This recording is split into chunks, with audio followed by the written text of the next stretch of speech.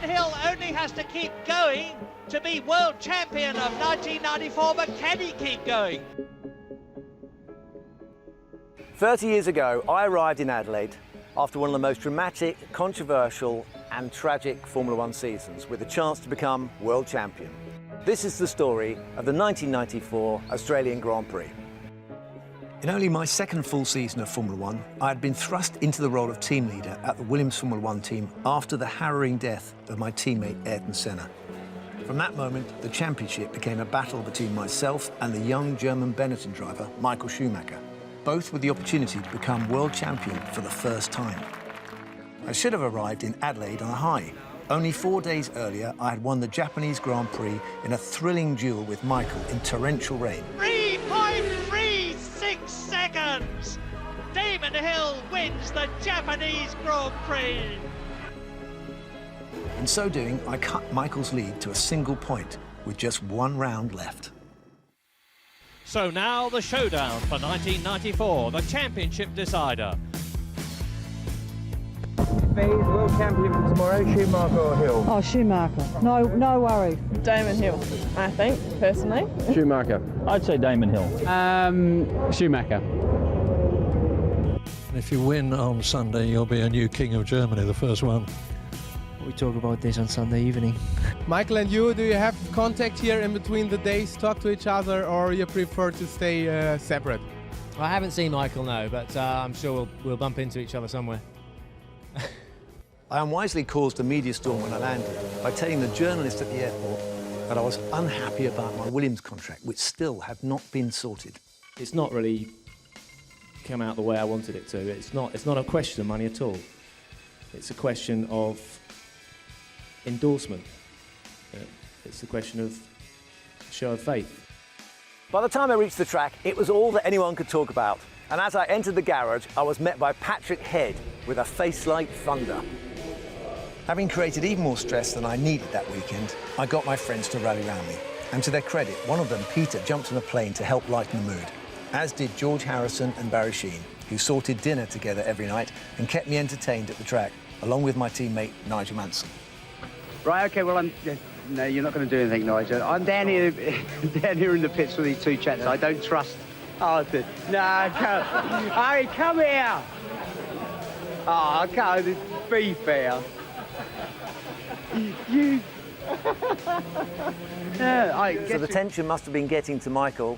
He had a bit of a crash on the Friday, going through the Senna chicanes. In those days, qualifying was over 2 days, and Nigel was the fastest on the Friday, ahead of Michael and myself. On Saturday, the heavens opened, so there was no way to improve our times, meaning I would be starting one place behind Michael for the race. And in some 2 hours' time, there'll be a new world champion. Sitting on the grid, the tension was obviously very high. I was directly behind Nigel Mansell, but all my attention was on Michael Schumacher. Beat him, and I'd become Formula One world champion. Australia is go! Mansell slides away. We're with Hakkinen and Damon Hill on the left. Schumacher leads. Schumacher leads at the first corner. Damon Hill has gone ahead of Nigel Mansell. At the start, Nigel got too much wheel spin, and in a flash, Michael and I were straight past him and immediately at it, setting fastest lap after fastest laps apiece, and we both pulled away from the field. This was going to be an intense private battle for glory between us. At times, I was a mere foot from his tail, and I was telling myself this was Suzuka all over again. By now, we were already lapping cars, even though it was only quarter distance. And on lap 22, I was balked trying to get past a pair of back markers, and Michael eked out a small gap of a couple of seconds. With Adelaide being a street circuit full of left and right-hand corners, occasionally Michael would disappear out of view. And so it happened on lap 36, after I'd taken a second out of his lead, and he cracked under pressure. Schumacher's off. Schumacher's lost time. Yeah. Hill goes by. Michael had hit the wall and damaged his car, but crucially, I hadn't seen it. So when I came round the corner, all I saw was Michael rejoining the track. This was my opportunity. I had to take it. Oh, out goes Schumacher. The German is out of the Australian Grand Prix.